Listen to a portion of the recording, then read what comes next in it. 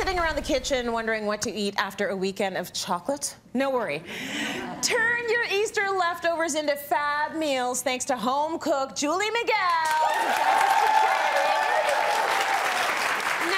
Transform our leftover hard-boiled eggs and lamb into a new recipe. But before we even get there, this is your first time on Cityline. Yes, I'm so excited. I'm so excited to have you. So it's very surreal being here, seeing the audience, and being here with you. Well, we're happy that you landed here because it's been a journey. Yes. I mean, I asked you a little bit about how you first started cooking, and it was really out of necessity. Yes. At age 15? 15. So I lost my mother tragically at 15 years old. And I have 2 older brothers, and I have a twin sister. So me and my dad kind of took it upon ourselves. We learned how to cook, and we cooked. That's what we did for survival. You need to eat. So we did that. Years went by, and I took my passion for cooking, and I applied for a national cooking competition. Yes. And I actually came in 7th place. Amazing. So that was really cool. And then I had my kids, and now I'm here cooking as like a home cook, showing people great meals you can make at home with your family. Italian from like Italy is your ancestry. My background. Yeah. Your background. So my parents are Italian. And your 2 boys are how old? Gonna be 8 and gonna be 5. Nice, man. Yeah, they're little. They're little. I love being a boy mom though. I love it. You love it, huh? I'm a tomboy, so like it's perfect. It works. It's perfect. Yeah, I don't know how to do bows and braids and stuff like that. Right. Okay, so they're gonna keep it easy for you. Let's talk about the great meal that we're gonna make today based on the leftovers. Yes, so lamb.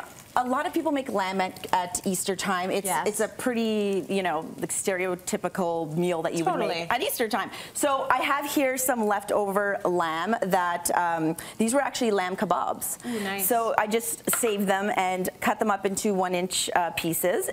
But first, the star is the lamb, but I did caramelized onions. Yes. So these smell so good. Yeah, so I started cooking these earlier. So they actually take about 15 to 20 minutes, but the flavor that they add is like amazing. So these are almost ready to like be shut off, and I could put the other stuff in. Yeah.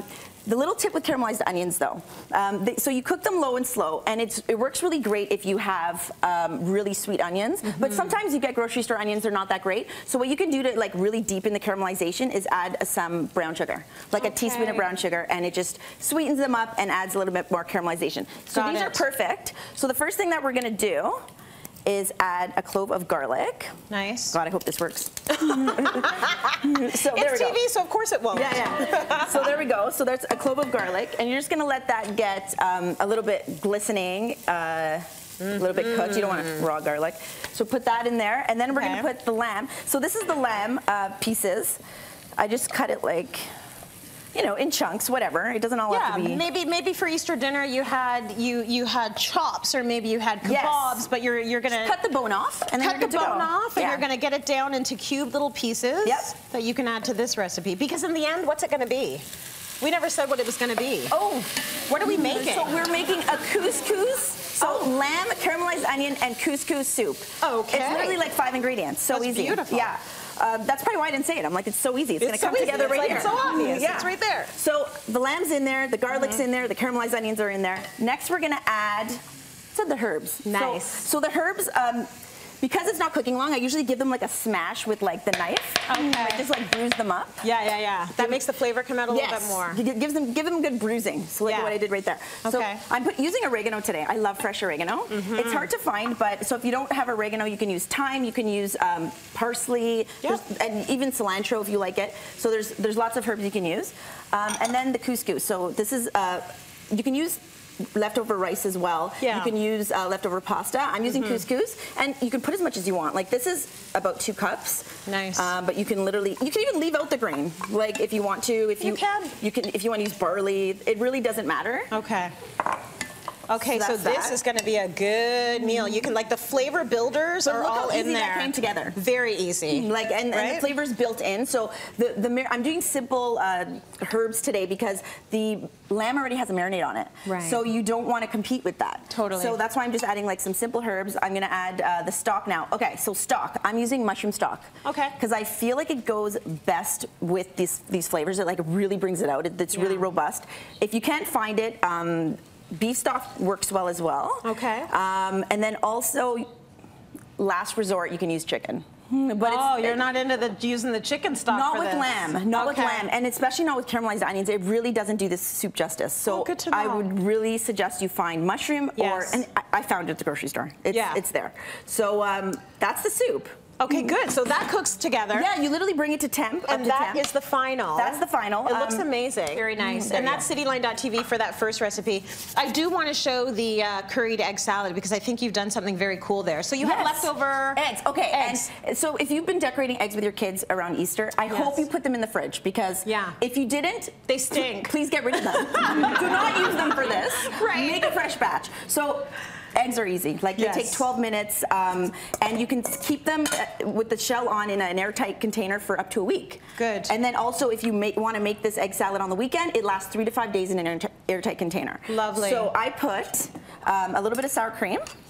Oh, nice. A little bit of mayo.